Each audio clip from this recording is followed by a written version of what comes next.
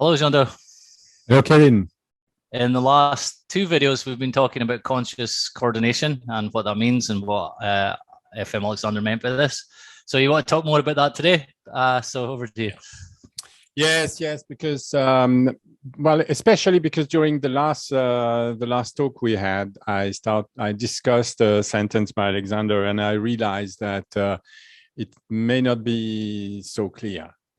So I'm going to give my translation of it so that there is no equivocation about what it is we discuss, and we will see how it's possible to evaluate whether we are teaching in the right direction or not. That's more or less the point today. So I'm going to start and share my screen again so that you can, well, have in mind the sentence I'm starting with. So we have seen that sentence before. It's the second time now.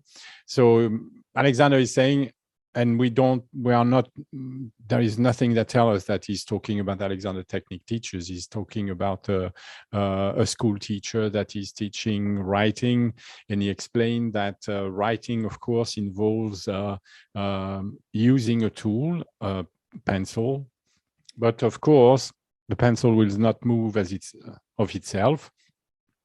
So you have to use the fingers. But for Alexander, you have to use the fingers, the wrist, the elbow, and the shoulder blade. And you have also to support the shoulder blade with the torso. So he explains that's where we are at the moment. So he says, however expert the teacher may be, the pupil does not possess the psychophysical equipment which would enable him to take adequate advantage of the instructions given to him. His first attempt to carry this out will reveal defects, and the subsequent attempts new defects. Each request from his teacher to do something and each injunction not to do something else means the building up of a series of specific psychophysical acts towards the given end. And when we discussed this sentence last time, I forgot to say that it was about learning to write. Write is a psychophysical act.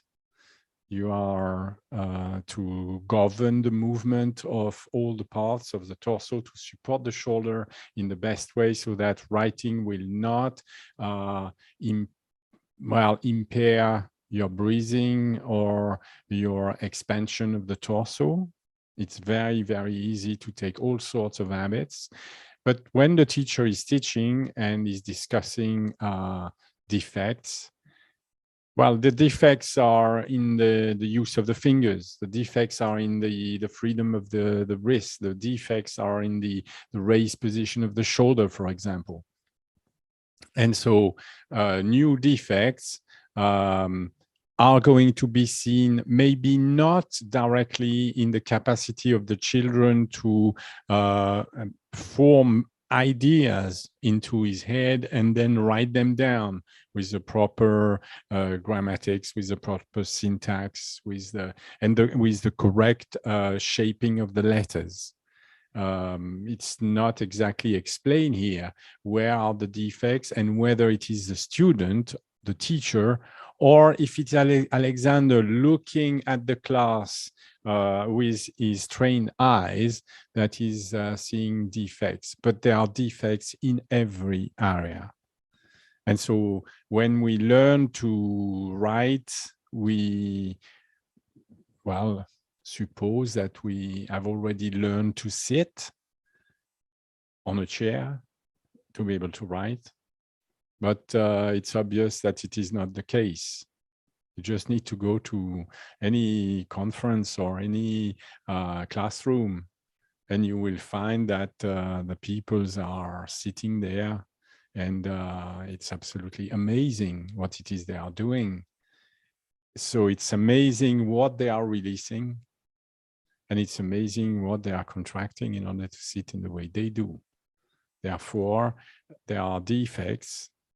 And these defects are apparently not affected by any sort of physical training they have received. So it's very important here to understand what FM Alexander means by a building up of a series of specific psychophysical acts.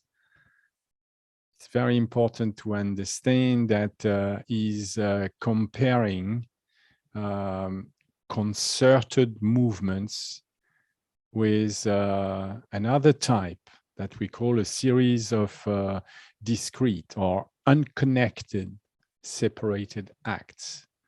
And my points was to show that when in the modern Alexander technique, the teacher is asking the pupil to lie down on the table, the young lady you see on the side is receiving some sort of manipulation from a touch teacher. He's a very famous touch teacher called Wilfred Barlow. So I've taken all these images from a video on YouTube. And so it was interesting to observe how the teacher was readjusting and what he was readjusting. So I've shown in the last lesson that he was readjusting, in fact, positions.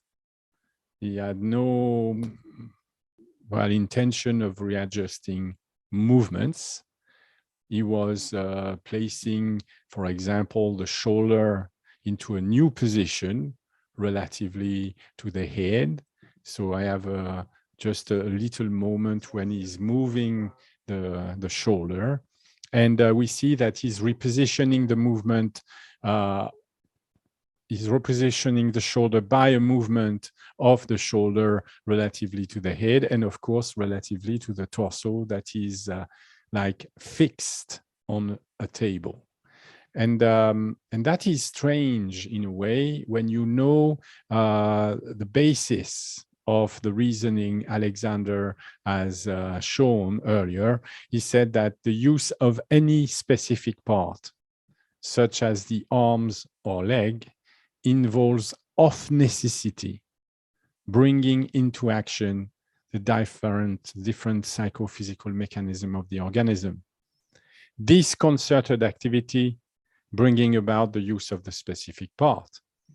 When you observe what is happening on the table with that young lady, well, there is nothing about the use that involves of necessity bringing into action the different movements of the parts of the torso to which the shoulder is anchored.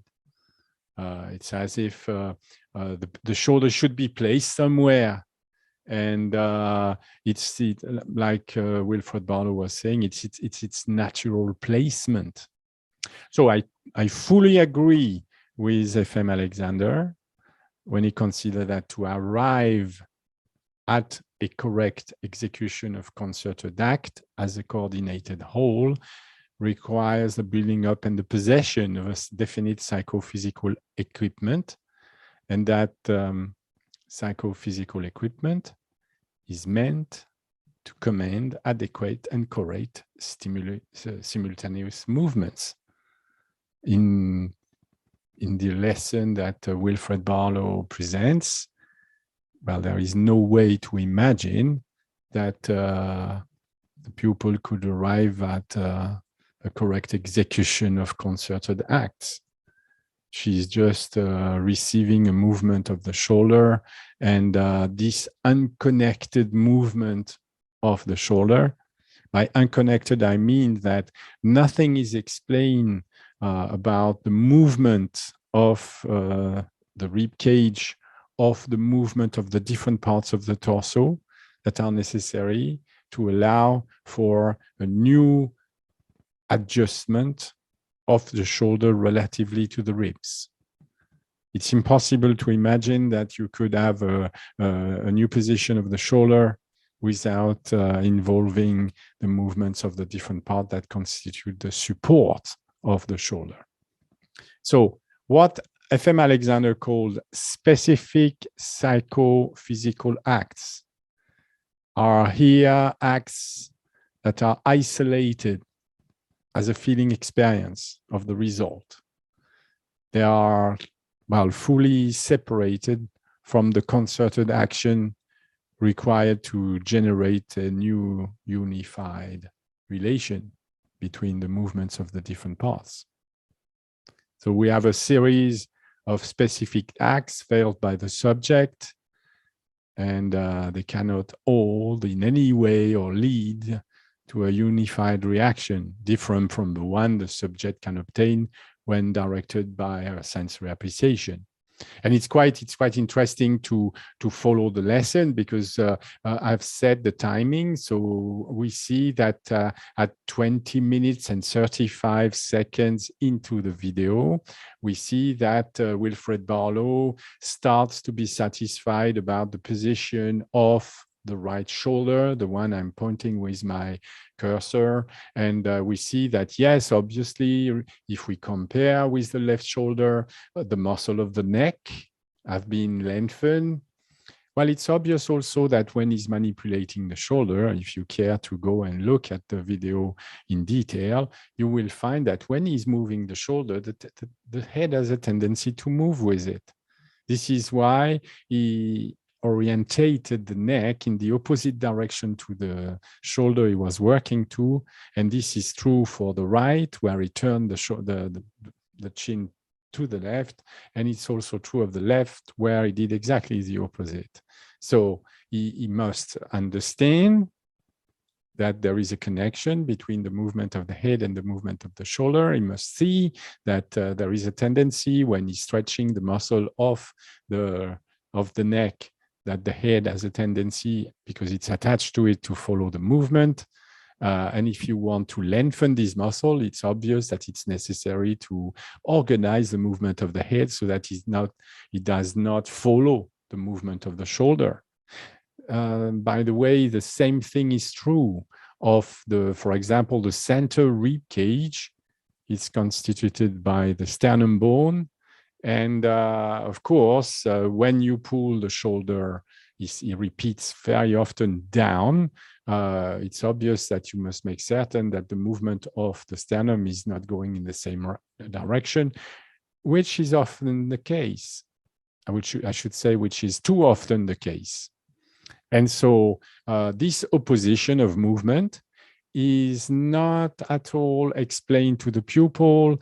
And the fact that the pupil is resting on the table, well, that is there is no movements of the different parts of the rib cage. They are supposed to be reorganized into a position that is the correct one. That's what I imagine, because Mr. Barlow is looking for a correct position of the shoulder. So we imagine that correct position of the shoulder, is associated with the correct position of the torso. But when we say associated, you must understand that this association does not exist in the mind of the pupil. The pupil is totally unaware of the relationship of the movement of the different parts. She has no conception of such thing. And for her, Wilfred Barlow just wants a good position of the shoulder, as there is a good position for the different parts of the torso created by the table. So this series of specific acts that lead to the position are not clear for the pupil, obviously, but the pupil has a feeling of the result of these acts. And these feelings are more or less associated with the position. I say more or less because it's impossible to imagine that the pupil could use these feelings in a different situation. Let's say we ask the pupil to sit or to stand, and request the pupil to use the feelings that she had while she was on the table. It makes absolute no sense. And we will see that as soon as the pupil stands, we have, of course, a new reaction. And we will see that everything the teacher has done has disappeared. By the way, it has disappeared much earlier. That's what I was talking about when I talk about the time. that's 20 minutes 35. When we arrive just a minute later, and a minute later, Wilfred Barlow is now looking at the pelvis and the legs. And when you compare the images, you suddenly discover that, wow, as soon as he stopped working with the shoulders and started working with the legs, so this is where he's working with the legs, that's 22 minutes, 0 seconds. And you see that the old habit of wearing the shoulder very much higher than the top of the sternum bone has come back into play. And well, it seems to be acceptable. So we had a new position of the shoulder, a very nice movement, apparently, according to the teacher. And well, seconds later, that's what we call unconnected, separated acts. There is this idea of specific psychophysical act. You must understand that an act of mind is missing, which would enable the subject to transform the multiple objects. Well, for the moment, let's say position, but it would be much better that the multiple objects should be reason movements, and he must transform these multiple objects into a single object and adopt vis-a-vis the wholes as constituted by her, a new action, a new global action, which these times remains unique and has only one form, despite the multiplicity of moving objects brought together. But that is absolutely missing. The pupil is just the subject of a manipulation, and we have a juxtaposition of discrete elements of unconnected adjustment. And we see that as soon as the teacher stops working with the shoulder, immediately we see that there is this narrowing. We see that the shoulder blades are immediately lifted. This is a sign that the neck muscles are tight and shortened, and despite the calm and nice atmosphere, well, isolated acts are not creating the psychophysical equipment in the pupil, because this is a discussion about teaching concerted activity. And obviously, the fact that the pupil is lying down first, the fact that the movements of the parts of the torso are completely, well, annihilated, makes it difficult to understand where is conscious guidance and control in all this. So when the subject experiences the effect of the coupled movements of the shoulders that the teacher has obtained, you must understand she has only a vague feeling of the new placement of that part. There is no representation in our mind of the movements of the different parts of the mechanism of the arm, but even less of the necessary movement of the part of the torso to which the, well, shoulder is articulated to. It's a case of the teacher trying to obtain a shape, trying to obtain an image, and not really checking whether every time he works on a part of the anatomical structure, that part is related by clear movements to the rest. So this, I have another picture, and this is the picture of the students standing. Well, it's like 9 minutes later, the pupil has had all the work on the table, and here we get the result. The pupil is standing, and I can tell that immediately. You see that her shoulders are square. They are very, very high. You see that the lower sternum is very low. She's sinking into the upper chest. of course, the abdomen is protruding. So relatively to the standing stimulus, we see that we have the vertical of the front of the ankle, and we can see that she's obviously throwing the middle body forward and compensating by having the upper torso backward. Apparently, all the work on the table is unrelated to her general reaction. The act of mind that could lead to, connecting the movements of the shoulders to the movements of the part of the torso is completely absent. And so we arrive at a situation where there has been a lesson.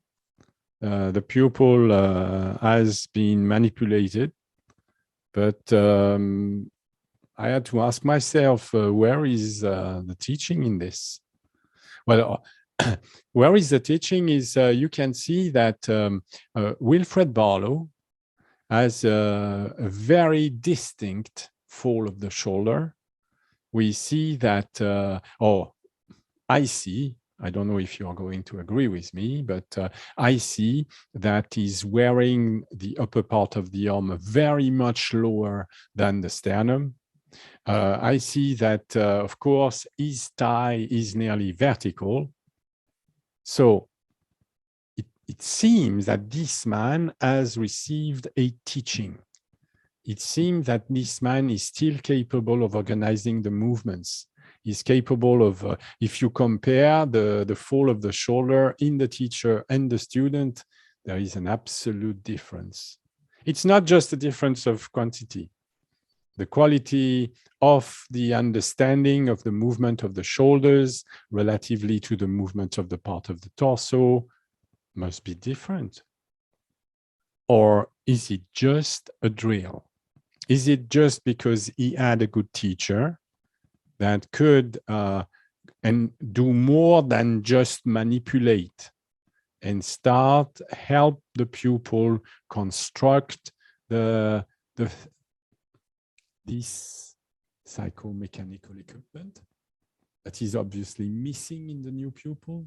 The pupil has no idea of the movements of the parts, absolutely. Well, she's never been instructed in that way. How could she then? It's not a problem of the pupil. It's more responsibility of the teacher. How to transform multiple objects into a single whole. And when this has been constructed intellectually, of course, because at first the pupil cannot obviously create any sort of generic activity of the torso relatively to the shoulder. So when this has been constituted, then it's necessary to adopt a new attitude toward the direction of movements and make a decision to create a unique act with the multiplicity of movements of the different parts.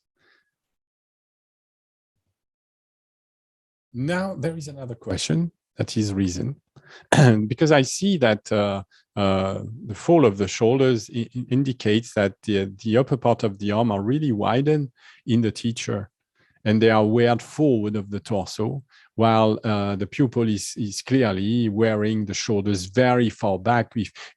Look at, there is a small yellow line at the very front of the pelvis, and we can see that this yellow line is very far forward of the front of the ankle, which is the fulcrum, or Alexander says the pivot of the whole structure, pivot of the structure above the foot.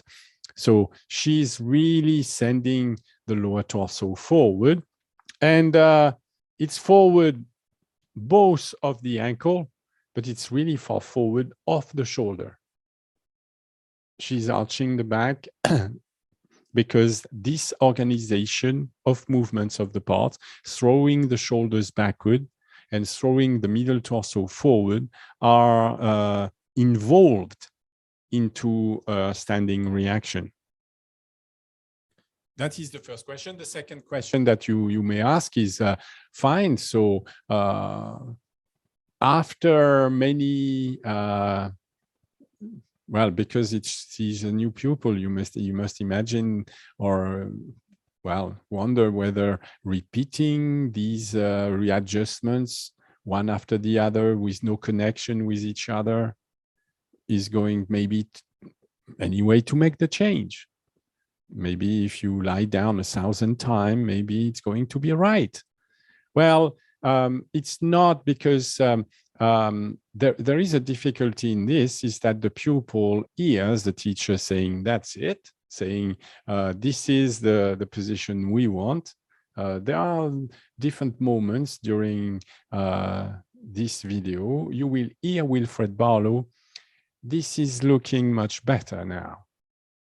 And or he said also that the right shoulder was anyway looking better than the left, while he noted the tendency of the pupil to sink in with the chest. And it's interesting, well, when you use an application to show photograph, it's always possible to get a grid and to see how much, despite the fact that the teacher knows that she's sinking down with the right side of the lower chest, when he's working with her, when he's continuing to work with the legs, he doesn't very much care about it. She's staying in this lopsided way, lying down toward the left with the pelvis, while the shoulders and the top of the sternum is to the right. He does not really is not really interested in this. That's quite strange, because we know how the shoulder blade is attached to the lower torso by massive muscles. So there must be a connection. It's not magic. So no, he's not really interested. And so the act of the mind that is missing in the pupil is also missing in the teacher. There is the legs relatively to the lower torso, but the legs relatively to the lower torso on which he's working now, in his mind, is now more or less disconnected from what is done with the shoulder. You must understand that at the back, there are an enormous muscle, which is the gluteus maximus and medius, that are connected with the spine, while the shoulder is connected with the latissimus dorsi. And so there is a connection that is obvious when you look at, of course, the disposition of the main fascia and muscle that are connecting the parts. But when he's working on the table, apparently, these are disconnected. So the next question is, when the pupil has received this kind of readjustment, separate adjustment, and with the idea that, of course, these adjustments were supported by the table, were connected by the table. There is but what is connected anyway here is like the positions. And the pupil will feel or will imagine that the teacher has done the job. Well, especially we have here Dr. Wilfred Barlow. Everybody knows he was one of the great manipulators. Well, he's still regarded as such. Well, great manipulator, but certainly not of the mind of the pupil. He's making, it's a body affair here. It's a massage, it's a physical thing, you know. The act of mind is totally missing. When he's using instructions, because he does use instruction very often to explain. I want the shoulder to be there, and she wants to think of the shoulder down. Well, yeah, shoulder down is an instruction. And the pupil is going to receive that as an instruction. And so shoulder down is a specific instruction. It's absolutely not related to anything relative to the torso movement. And so the pupil, when she hears these instructions and when she hears the satisfaction of the teacher that has more or less admitted arriving at something that looks better, well, she must think that it is better. And that's it. All she would want is to maybe obtain the same, because she could not imagine a better way. She could not imagine going further, because she has no direction to go to. She doesn't know where the shoulder is attached, how it's rotating with the rib cage, how the rib cage is supporting the shoulders. She has no idea about this. And you would be surprised after a 3-year training course, when I start working with a student and asking different movements of the different parts of the mechanism of the arm, they are utterly baffled. They've never heard anything like this.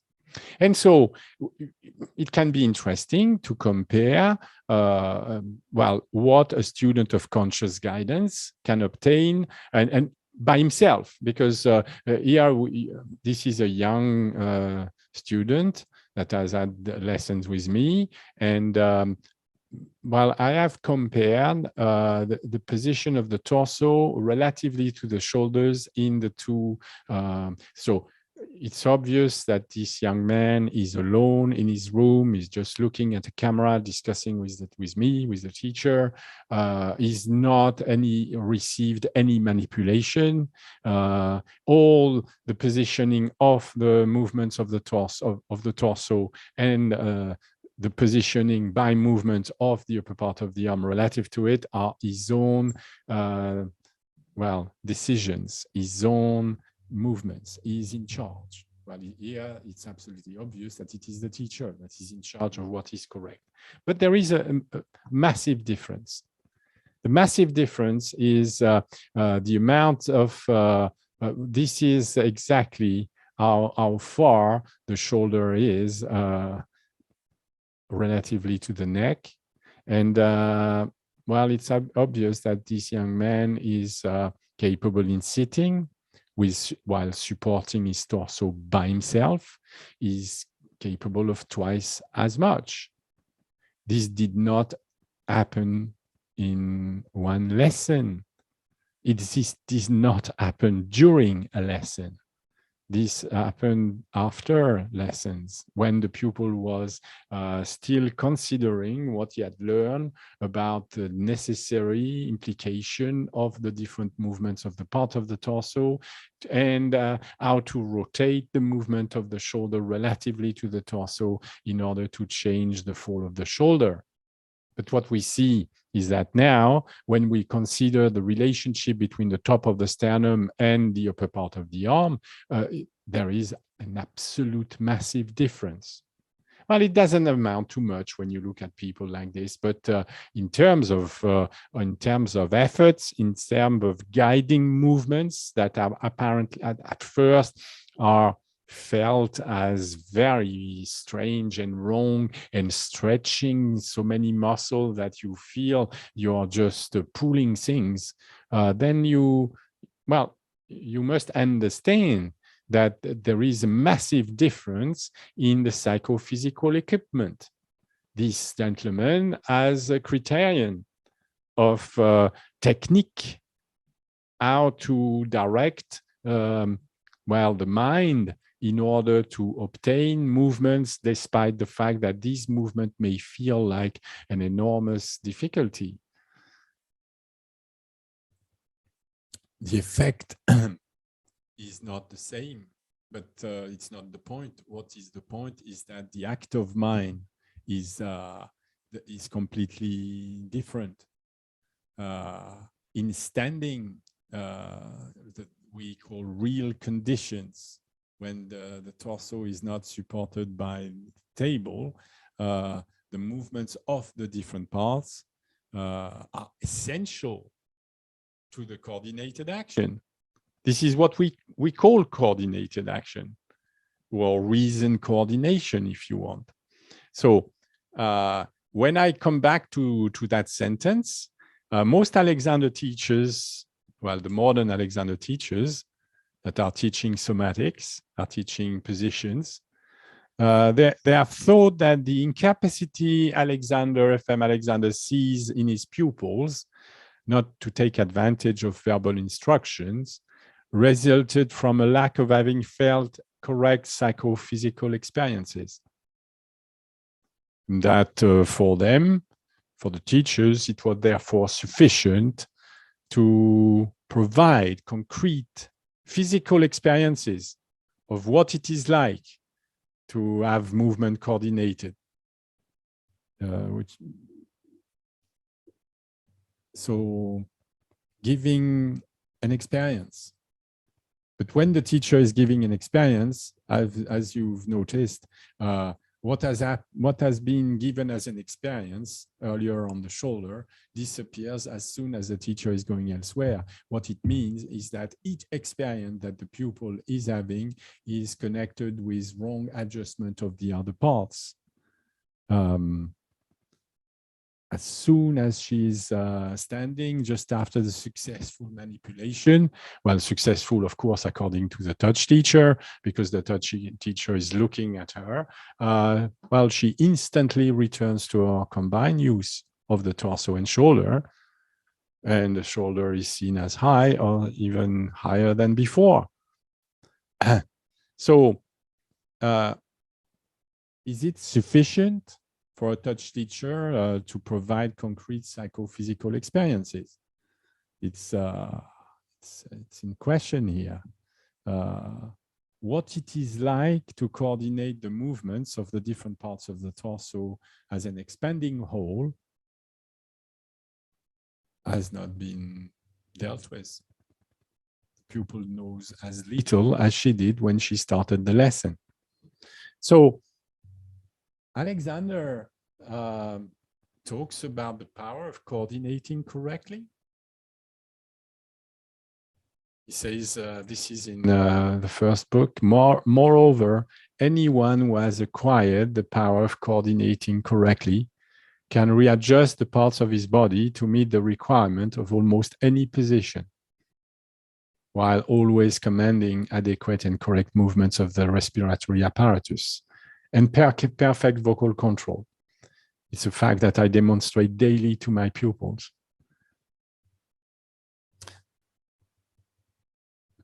What I discovered is that the modern Alexander technique was not teaching the power of coordinating correctly. Simply because the point was positions. The teacher was capable of creating disconnected position here or there. But there was no interest really into organizing the different movements so that the general act performed by the pupil would start to correspond to a coordinated entity, a coordinated unique action. So this is leading to how to evaluate. And to evaluate, I have an example that is not taken from the Alexander technique at all. It's from a French psychiatrist that I really like, that I find really inspiring. It's called Pierre Janet. And as Kevin has shown me that it was possible to easily translate books into French. Well, we have a chance because Janet in French is absolutely fantastic writer.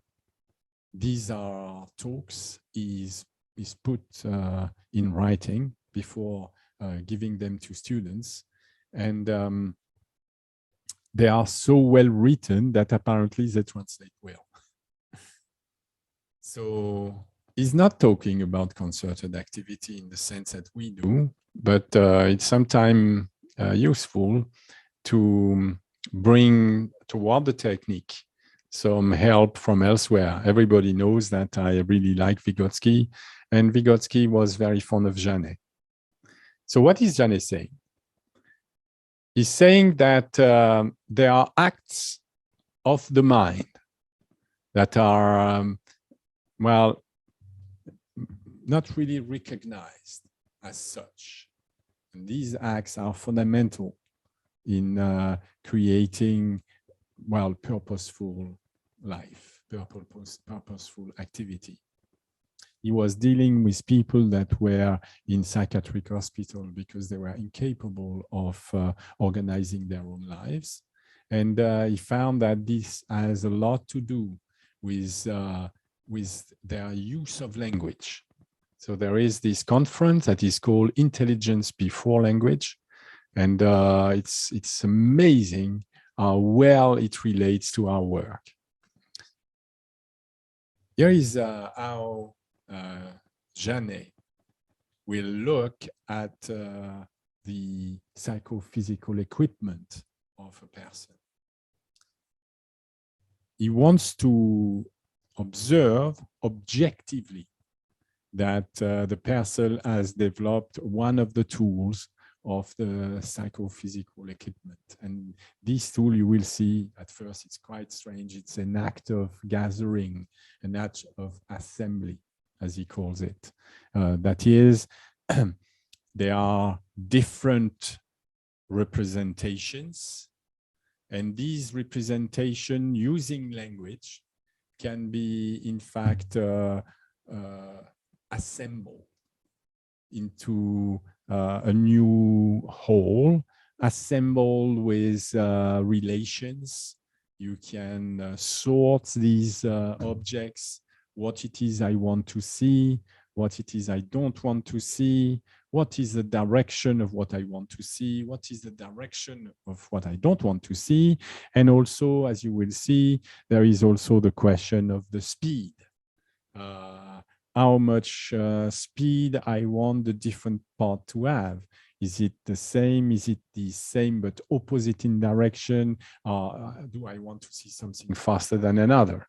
So, to establish in the observed subject an act of assembly, that is to control that the person is able to perform an act of assembly, we will admit as necessary the following condition. The observed subject must show us that he distinguishes objects, that is able to consider them separately from each other, and to have for each of them a particular behavior. Then he must show us a new external action which did not yet exist in the former, to transform these multiple objects into a single object. And finally, he must adopt vis-à-vis the whole thus constituted by him a new action which this time remains unique and has only one form, despite the multiplicity of objects brought together. When I want to control my lessons, I want to see whether the pupil has developed a new psychophysical apparatus. And in this new, well, system of tools, there is one that I call the act of assembly.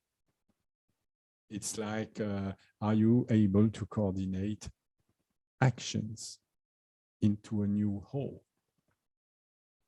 And so the example that is nice to take is the respiratory apparatus. It requires the type of continual readjustment that Alexander is talking about. And it's really a mechanism that at first is directed somatically, directed by feeling. We can choose that particular aspect. Well, first, because that's where Alexander started this technique. So, of course, I had to be interested in it. But also because, well, it's easy to observe. So, when we look at the respiratory apparatus, I'm not starting with the rib cage or with the lungs, if you want, or the trachea. No, I'm looking at first at the airways, the upper airways. The upper airways they go through the trachea. This is this tube, and this tube arrives in a box we call of course, larynx. Above the larynx, there is, well, an opening that we call the trachea, and the trachea arrives at the back of the mouth. And of course, there is something you cannot miss, is that there is the tongue. But now there is a difficulty, because for most people, the tongue is the organ that you see above.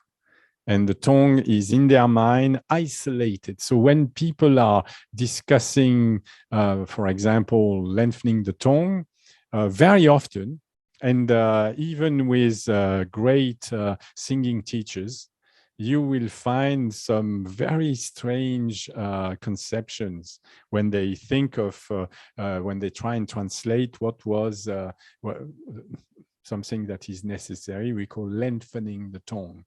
I even seen videos on the net, and many singers have reported to me that they had gone through these kind of exercises where they take hold of the tip of the tongue and pull it out of their mouth to lengthen it. When we discuss lengthening the tongue, of course, we do not engage into that kind of activity that is totally unconnected. We are interested with the connection, and the connection is not what we call the tongue itself, but the root of the tongue. The tongue itself does not exist. The tongue is just the upper storage of a construction, and that construction is made of what is often called the root of the tongue. But again, the root of the tongue, I think it's a label that is absolutely confusing. Very many people don't understand that the root of the tongue is an enormous complex that is made of course, the muscles that are beneath the tongue, but also connections that are above the tongue, because there are two connections. One is complete ear, it's the stylohyoid.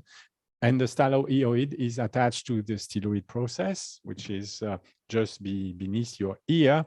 And there is also the palatoglossus that is somehow cut in this representation for some reason. It's difficult to understand, because the palatoglossus is not a small muscle. It's quite a wide and deep muscle, and it's going to connect with the mastoid processes, which are behind your ears. So the tongue root is attached to two different parts of the head. The tongue root is attached, of course, to the back of the head, but it's also attached to the mandible. It's attached to what we call the mental spines, which are just below and beneath the bone of your chin. So it's very interesting to start to coordinate these the movements of the different parts that are here involved. So as you must understand, there is the head that is connected to the root of the tongue. There is the jaw that is connected to the root of the tongue, but also there is the larynx. And we understand that the tongue root is essential for the function of swallowing. In essence, swallowing is moving the tongue up and forwards to close tightly the larynx, so that no liquid or food enters the airways, the inferior airways. It's absolutely vital that no food or liquid enter the airways. And so the picture you see here, as many pictures you will see on the net, are in fact showing a larynx position that is a position for swallowing. For swallowing, it's necessary, as I've already said before, to move the larynx very close to the chin, very high toward, of course, the mastoid process. So most people, when they look at anatomy representation, they do not imagine these kind of things. They imagine that this is the position of the larynx relatively to the chin. And when you look at a person, you can see, the thyroid cartilage is represent here with this Adam apple. But you can all locate the Adam apple. It's the front of the thyroid cartilage here. And in this image, it's seen that the thyroid cartilage, the Adam apple, is very high and very far forward. It's always possible to observe this by noting a double chin or triple chin. If you are really adept at organizing the movement of the upper airways, you will never have a double chin. If you have a double chin, it means that you are pulling, of course, the upper torso backward in space. Yes, the upper torso is attached, of course, is the support for the cervical spine. And if the cervical spine is very far back relative to the, of course, front of the torso, is the case here, then you are retracting the head. The head is back relatively to the torso, and the tendency will be to shorten the chin. As the lady is very young, it's not yet absolutely obvious, but we can predict that in 10 years' time, this lady will have a fatter chin than she has for the moment, and it will be much smaller, much shorter in depth. And so we are interested as students of coordination to understand this act that we call opening the airways. So the act of opening the airways, this is the second function that is antithetical to the act of swallowing. It's the act of course, breathing and vocalizing. And so when you want to breathe and vocalize, you want, of course, to move the tongue root and the larynx downwards and backwards away from the opening of the mouth. This is going to stretch the tongue root muscles, yes, and it's going to bring the larynx lower relatively to your chin. I do not think you have ever heard this during your lessons because of, there is an unfortunate connection, because Alexander was reading any books he could find about breathing. And at the time, there was this expression that is called depressing the larynx. Depressing the larynx is not an expression that comes from the Alexander technique. You will find many, in fact, comments on depressing the larynx. I just remember Joseph Shore, a very interesting teacher of Belkanto, talking about it, explaining what may be called depressing the larynx, and explaining also that expression has very little realistic effect. It's in the Alexander technique. Therefore, most teachers have this idea that you should not depress the larynx, which is quite strange, because moving the larynx away, that is down, could call it depressing, is exactly what you require. Moving the tongue root away from the tongue will open the pharynx, yeah, and will make sure that the epiglottis, it's the flap that is at the back of the tongue and responsible for closing the airways for swallowing, that of course the epiglottis raises, is absolutely vertical, and let the air enter the lungs without narrowing without acceleration, so that you don't have to suck in air, but the air will just enter by the pressure of the atmospheric pressure. So we have here something quite easy to observe objectively. It's where the person is wearing the larynx in speaking and, of course, in singing. And so it's necessary to understand that to stretch the tongue root, you need the participation of different parts. Of course, there is the head. The placement of the head relatively to the torso is fundamental, because you want to, of course, stretch the pharynx. The pharynx is the base of the tongue that is attached to the hyoid bone that you see here and attached to the chin and to the ear. So the movement of the ear and chin has to be considered. Then you will discover that you have also to consider, curiously, the movement of the mechanism of the arm. Because in order to stretch the tongue root, you have to move the hyoid bone downward. Yet, the sternohyoid muscle, the muscle that connects the sternum with the hyoid bone is the top of the larynx, is more or less for stabilization. You cannot really imagine contracting this muscle, or you can imagine contracting it, and you will find that in practice, well, it's something that it's nearly impossible to affect the movement of the larynx by trying to contract this muscle. What is very important here is to look at the other one, the omohyoid. The omohyoid is connected with the top of the shoulder blade. So remember that Mr. Barlow said shoulder blade down. He repeats shoulder blade down 3 times during the film. He forgets to say that it's down relatively to the movement of the torso. That should be up. Yeah. So Alexander very often describe a negative or incorrect movement of the sternum when the person is breathing out and the sternum is seen to move downwards.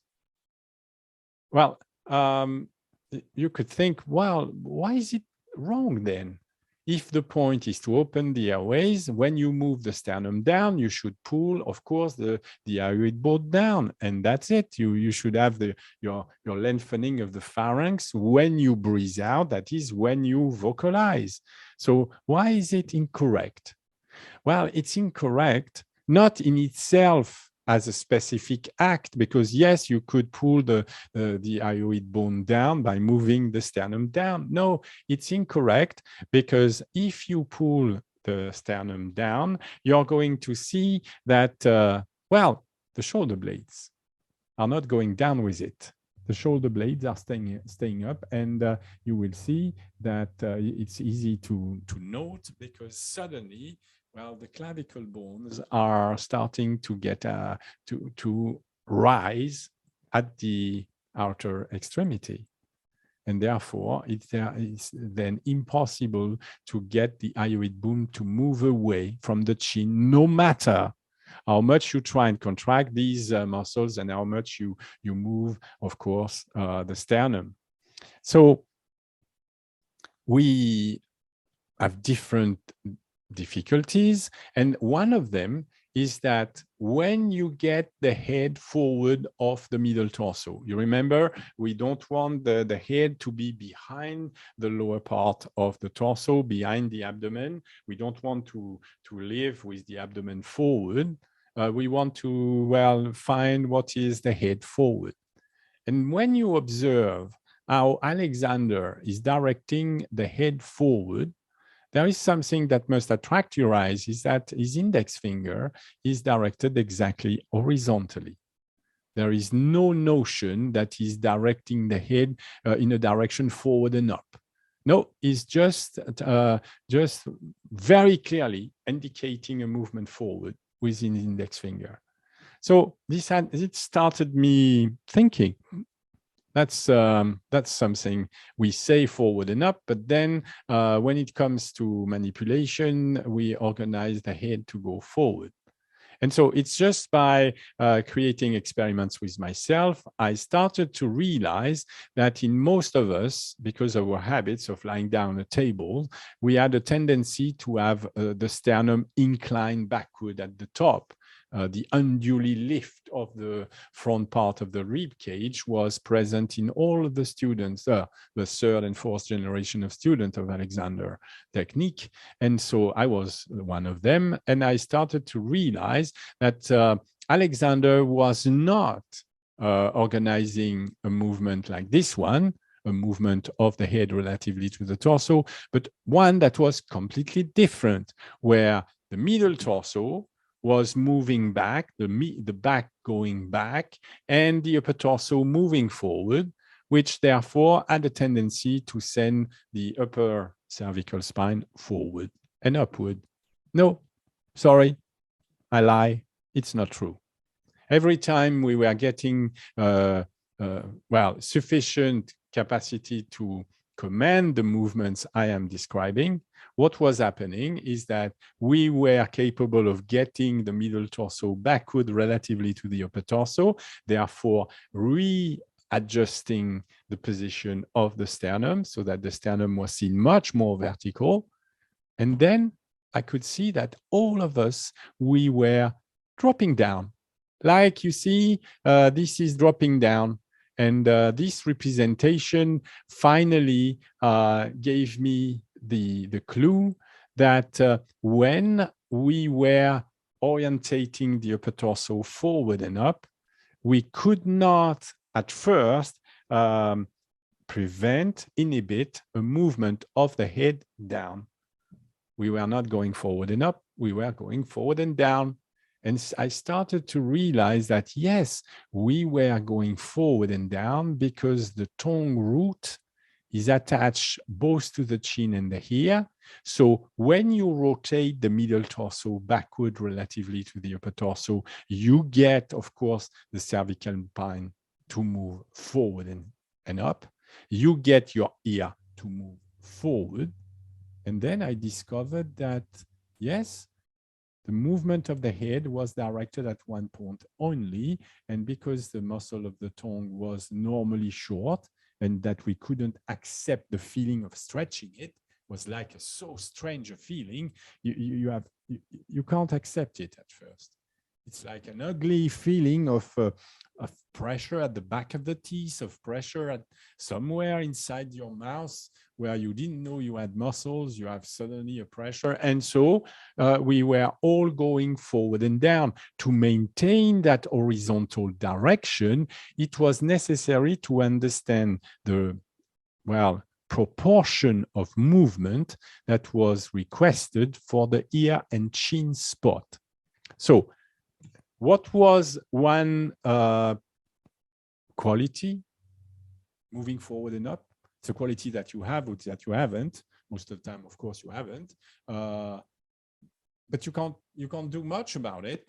You can hope for it. You can think it. You can think, I want my head to go forward and up. But when you look at the video, you will see that every time you lengthen the back, it's going forward and down. And so there was something. It was necessary to create, to separate, first of all, the two acts.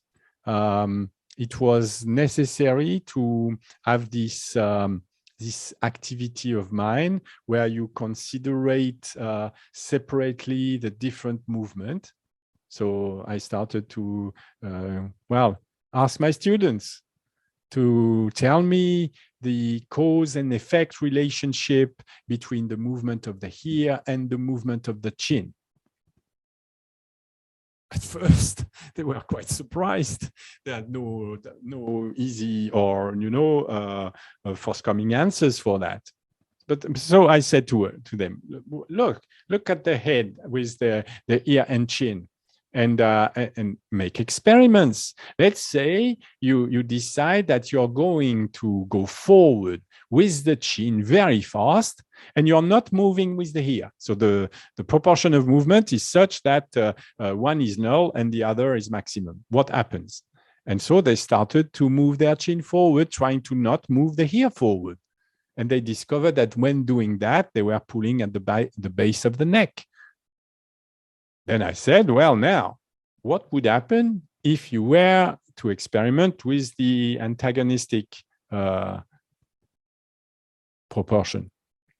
This time you say, I am not going to move the chin forward. I'm going to isolate that, have a very distinguished object. I consider it separately from the movement of the ear, and I move the ear forward and not the chin.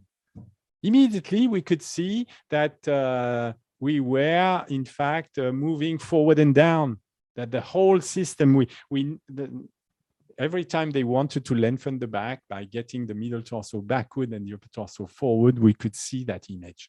So we could, this time it was easy to recognize. It was in a different situation by directing the head, of course, directly, but nevertheless, the form was the same. So I said, well, now we must see what is the correct proportion of movement to get that horizontal direction for the zygomatic bone.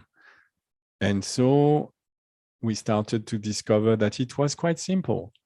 In order for the head to move forward and not down when the middle torso is set back relatively to the upper torso forward, so that the first thoracic vertebrae is really moving forward, it's necessary to anticipate that acceleration of the ear by deliberately moving the chin forward.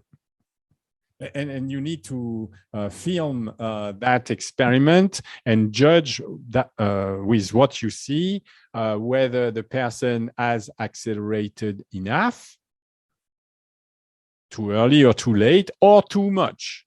You will know when the person has not accelerated enough, because, of course, you will find that the person is directing forward and down. The movement of the head is going forward and down. You will see when the person suddenly accelerates the chin forward too much, because the person is going to pull at the base of the neck, and that is easy to notice. But then there is something else that you will realize, and I think I will discuss this aspect in our next lesson. It's the fact that when you are directing these movements, it's relative to the idea that the ear is going to move forward in space. As soon as you hear that sentence, you're going to try and move your ear toward your head forward. And in this way, you totally forget, immediately forget, the connection between the movement of the middle spine relative to the upper spine that is going to affect the movement. And therefore, you engain. When you engain, it's suddenly impossible to get the head to move forward and upward at all. You're going to pull the neck down. It's going to be ugly. And it's very interesting because the contrast is massive. So it's easy for the student that wants to develop his psychophysical equipment to suddenly realize that, wow, if you know the end, if you know that you can, of course, direct the head forward horizontally by accelerating the two spot, this is the biggest problem, because suddenly you're going to, well, concentrate on it, instead of remembering what are the means whereby of the movement of the ear forward. When, well, you remember Pierre Janet said, when you observe a person that is in command of that psychophysical equipment that we call the act of assembly of different separate parts, separate objects, he said I must transform these multiple objects into a single object, and finally he must adopt vis-a-vis the whole, so constituted by him, a new action, which this time remains unique and has only one form despite the multiplicity of the objects brought together. I want to show you something to finish. This is the new, of course, the new action. And so when you're able to raise the chest and lower the shoulders so that you're clearly seen to widen the upper part of the arm away from one another, you're starting to have a very new capacity of action, which is to lower your larynx deliberately. It's possible to, if you want, depress your larynx. I want you to locate that that shadow where I'm pointing at the moment, and I just want you to observe two different pictures. So this is the first, yes, and this is another one, and you will see that the larynx has been moved. You see, and you see in the third one that it's also possible to stretch the pharynx even more. So this student has discovered that when he was organizing the torso to lengthen and widen in such a way that the head could be led forward and upward, it was then possible for him to adopt a new action. Adopt an action, you know, adopting is quite an interesting verb, adopting an action. So then we have a way to, first of all, it was quite interesting for the student, he's also a singer, to understand what Delsart was explaining about la voix sombrée, about his very interesting experiment where he wanted to disprove a theory that was current at the time. It was current at the time to think that to sing high notes, you had to raise the larynx, because it was seen that every non-trained singers were raising the larynx when going in the high register. So Delsart wanted to prove that it was possible to go in the high register to raise the pitch while lowering the larynx visibly. And when I started to read that experiment, I can tell you that I immediately started in front of my mirror to find a way to lower the larynx. And very interestingly, I could not. I could not find any way to lower the larynx deliberately. Yeah, or there is quite a movement, as you can see. Yeah. And when you see these kind of movements, when you see these images, you know that the person is starting to, well, be capable of adopting a new action. And so when the guy is able to lengthen the tongue root at will like this, yeah, then you will start experimenting with, of course, singing first, because it's easier in singing. And then even in speaking, let's see if you can open the airways when you speak. Let's see. And so you gain a new capacity of action that is called in the Belkanto vocal protection.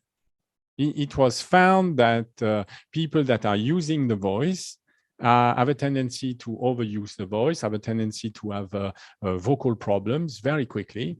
And so they found that, like Delsart explained, I think Delsart just found the idea in the Belkanto system. They discovered that it was necessary to lengthen the tongue root, to open the pharynx and stretch the pharynx. And if you were doing so, you could speak all day. You could shout at your pupils if you wanted to all day without any problem of the voice. So this shows that, first of all, Delsart was not crazy, that it's really possible when you start to understand how the movements are connected together to create new acts that were totally impossible before. And well, if you listen to these images, to these talks, and you see these images, I recommend that you you start thinking about it and trying to see how this young man could, of course, obtain this kind of result. Without conscious coordination, without conscious constructive control, it's absolutely impossible. Great, thank you, Jeando. It's interesting. I find it interesting that the image there of your pupil is what a lot of men would think of as a muscular physique shape is created by the movements. So like a lot of men are spending a lot of time working on specific muscles to make them big to create a similar shape that your pupil has there, but he's created that from changing the structure through conscious coordination, not by deliberately growing certain muscles in specific ways in order to do that. In other words, end gaining. So you're saying that this shape is sought for? So, yes, the raised area here. So a lot of men are doing specific weights to try and get this to look bigger. It's more like a visual thing, and this goal for some of them. Yeah. Well, I think they are correct, because it shows a good coordination of the movement of the torso relatively to the movement of the head, and it shows, of course, a lengthened neck. Yes, but the way they go around it is, if you spin around the camera and look at them, you'll see they have a very different shape of lower back, and it'll be curved in at the same time because they're working in a specific way on specific muscles. So that it's, again, they have like a piece of the puzzle, but not they're taking some of the parts that we're talking about here, but they're not assembling it into a new whole with all of the parts. This act of assembly is lacking everywhere. That is exactly what we teach.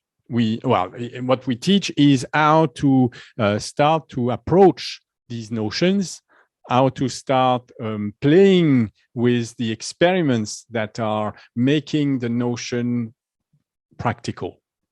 This is what the technique is about, much more than obtaining a shape. Well, of course, we can control that the person is adopting new acts, because the person is capable of showing in practice that the movements of the different parts is changing. But this is just a form of representation of what you can. It's what is much more important is understanding the import of that new mental action on the life of that person, because of course the person can use that act in order to assemble movements, but there are more important things to assemble in life than just movements. Yeah, movements are just part of it, but you have to assemble many sorts of ideas to create an open behavior, and an interesting life, and full of endeavor. Alexander used an expression. He said, it's always necessary to have a fish to fry. It's a very interesting expression, because it means that you're engaged. You're engaged into something. And so it's so necessary nowadays to engage, and to engage reasonably. Not to be carried away by this or that, but to really engage and make your life interesting. It's the point. Yeah, great. Okay, so for people watching the video, you can go underneath and you find a link to Jeando's website and his email address, so you can book a lesson with him. And thanks, Jeando. We'll see you in the next video. Thank you, Kevin. Bye. You're welcome.